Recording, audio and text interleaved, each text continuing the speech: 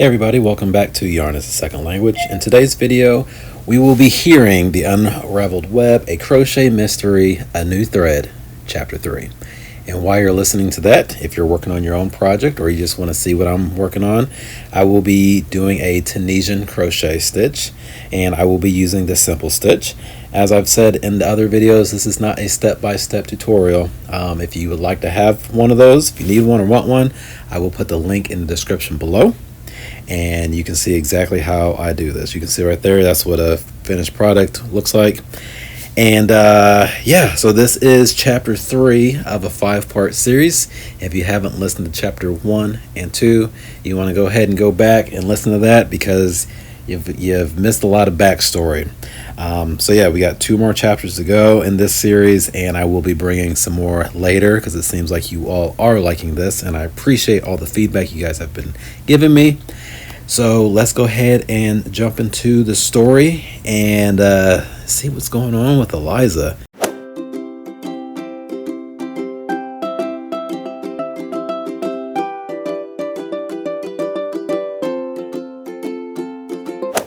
The Unraveled Web, a Crochet Mystery, a New Thread, Chapter 3. The moon hung low in the sky as Eliza stood in the middle of the street, the tension of the confrontation still pulsing in her veins.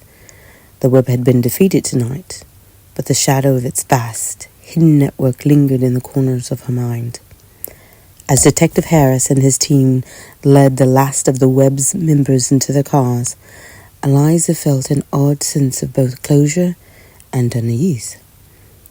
"Good work tonight," Harris said as he approached her. His expression softened for a moment, his usual hard exterior cracking. "But this isn't over, Eliza. We barely scratched the surface." Eliza nodded, clutching the skein of yarn that had served as her defense. "I know," she murmured. "I can feel it." As she turned to head home, Claire caught up to her, her face pale under the streetlights. "Eliza, wait." "Claire, you should go home and rest," Eliza said. "You've been through enough." Claire shook her head, her eyes filled with worry. "I can't rest. There's something you need to know. Something I didn't tell Detective Harris." Eliza raised an eyebrow. "What is it?"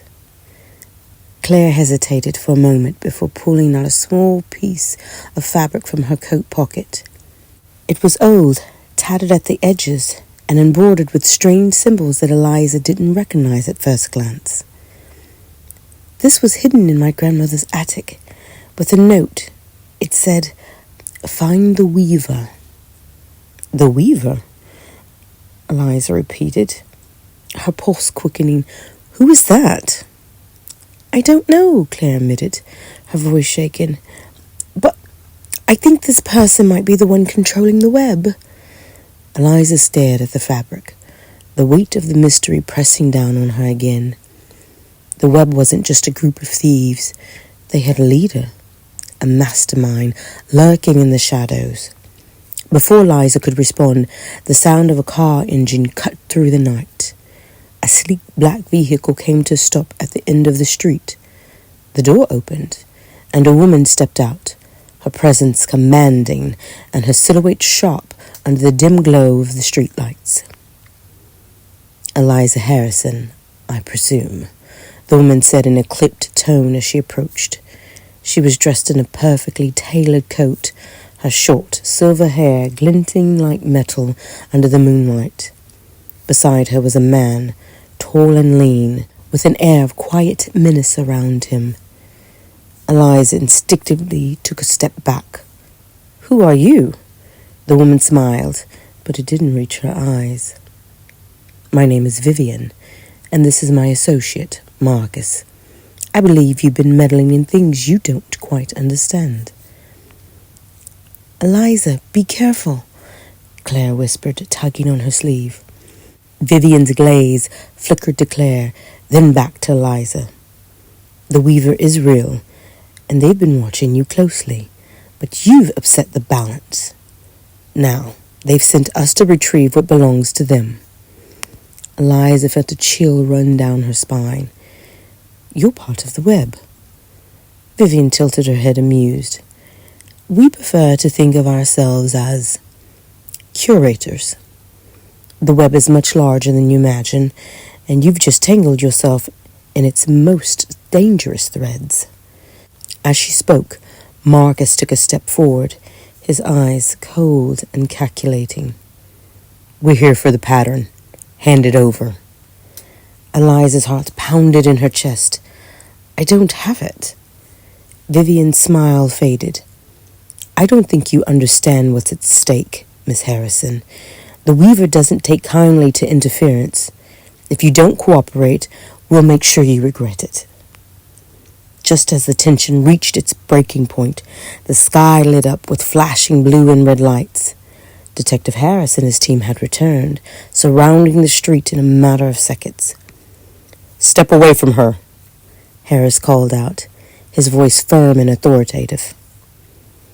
Vivian glanced at the approaching officers, her expression calm, almost bored. You think you've won, Detective. How quaint. Before Harris could respond, Marcus reached into his coat and threw something to the ground. A small, round device. In an instant, a blinding flash erupted, and thick smoke filled the street. Eliza coughed, struggling to see through the haze. When the smoke finally cleared, Vivian and Marcus were gone. Harris muttered under his breath, frustration evident in his voice. They got away again. Eliza, still reeling from the confrontation, turned to Claire. We need to find the Weaver before they do. Claire nodded, fear and determination etched on her face. But where do we even start? Claire looked at the old piece of fabric in her hands, her mind racing. The symbols stitched into the cloth seemed to pulse with an energy she couldn't quite explain. Whoever the Weaver was, they had left breadcrumbs, and Eliza was going to follow them. As the night deepened and the streets emptied, Eliza knew one thing for certain. This mystery was far from over. The web was vast, and its secrets were just beginning to unravel. And somewhere, in the heart of it all, the Weaver was waiting. To be continued. And that was chapter 3 of the Unraveled Web, a crochet mystery, a new thread. Make sure you are subscribed to the channel so you don't miss the next episode. And if you don't mind, hit that like button. That does help us out quite a bit. And share this video. Share it to your friends. Let's get this story rolling. So thank you guys for watching. I do appreciate it. And yeah, I'm looking forward to giving out chapter 4 and number 5, which is going to wrap everything up. And I think you guys are going to love the ending. So once again, thank you guys for watching. Again, if you want to see a step-by-step tutorial on how to do this stitch, the link will be in the description below. Go ahead and click on that, and I just go step-by-step on how to do it. All right, I appreciate you guys for watching, and yeah, I will see you guys at the next video. Adios.